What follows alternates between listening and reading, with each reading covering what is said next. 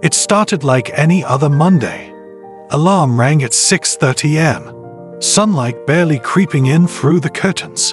Lucas got up, brushed his teeth, had the same cup of tea, wore the same blue shirt he'd worn last Monday, left home at 8 o'clock, reached the same desk at 9 o'clock. He answered emails, checked off tasks on his to-do list, smiled at his boss, nodded at colleagues, ate lunch alone, scrolled through his phone during the cab ride back, had dinner in front of the TV, went to sleep, woke up, did it all again. This was his life. Safe, predictable, numb. One evening, as he stood brushing his teeth, he looked at himself in the mirror and asked, "When did I stop living? When did everything start feeling like a loop?" He couldn't answer it. That's what living on autopilot feels like. You're not exactly unhappy, but you're not really alive either. You stop noticing the colors of the sunset. You don't remember what you ate for lunch. You laugh less, dream less, feel less. Life becomes something you pass through, not something you touch. For Lucas, the moment he realized he was on autopilot, it hit him like a quiet heartbreak. He wasn't in pain, but he wasn't at peace. He was stuck in a life that looked fine from the outside, but felt empty on the inside. He wasn't alone. A study from Harvard University by psychologists Matthew Killingsworth and Daniel Gilbert found that people spend 47% of their waking hours thinking about something other than what they're doing. That's almost half of our life lost to distraction, routine, and mindlessness. And when your mind isn't present, your heart isn't either. Living on autopilot is like sleepwalking through your own story. You stop being the main character and start becoming just a background figure in your own life. But here's the truth. It doesn't have to stay that way. Change doesn't begin with quitting your job or taking a world tour. It starts with one small moment when you decide to wake up. For Lucas, that moment came one Sunday afternoon. He was walking in the park. Nothing special, just needed fresh air. As he passed a bench, he noticed a child laughing uncontrollably while chasing bubbles.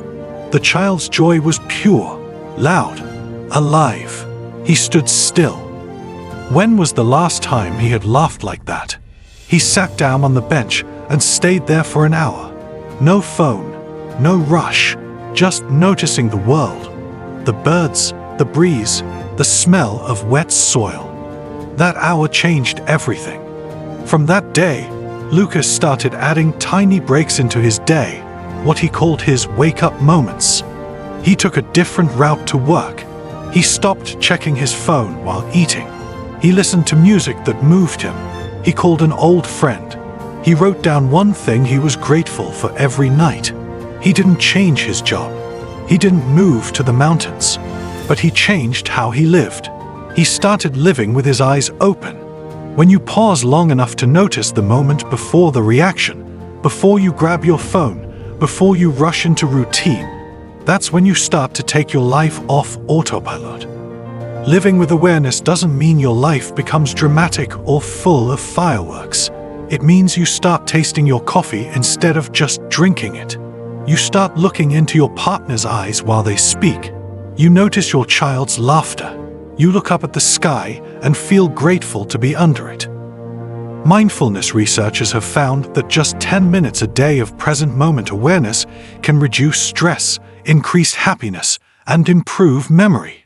It's not magic, it's attention. And attention is love. Think about this. What would your life look like if you paid attention to your own heart, your surroundings, your time? For Lucas, the more he noticed, the more he began to care again. He started cooking, something he used to love before life got too busy. He smiled more. He started a small balcony garden. He even began sketching again, nothing fancy, just lines and colors that felt alive.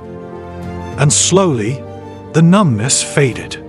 One night, while lying on his bed, he whispered to himself, "I feel more like myself than I have in years." That's the gift of waking up. You don't need to change your life overnight. You just need to change the way you meet your life.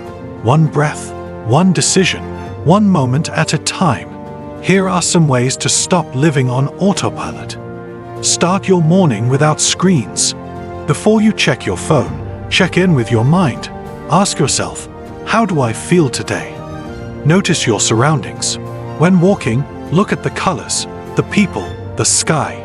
Try to see something new every day. Do one thing slowly. Eat without rushing. Drink tea without multitasking. Walk without checking your phone. End your day with gratitude. Write down one thing that made you feel alive that day, even if it was tiny. And if you slip back into old habits, don't be hard on yourself. We all do. Just notice it and return to the present. This is your life, not a rehearsal, not a placeholder, not just another day. Every morning you wake up is a new chance to feel alive. Don't let it pass in a blur. You are not a machine. You are not meant to repeat. You are meant to experience. So the next time you brush your teeth, or sip your tea, or walk to the store, pause, notice, feel. Because in those small moments, you find yourself again. Now, if you're watching this, maybe you're feeling stuck too.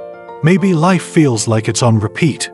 You wake up, do what you have to do, and go to sleep, again and again. But here's what I want you to know. You're not too late to wake up. Your spark is still there. It's just sleeping. And you have the power to light it again, starting today.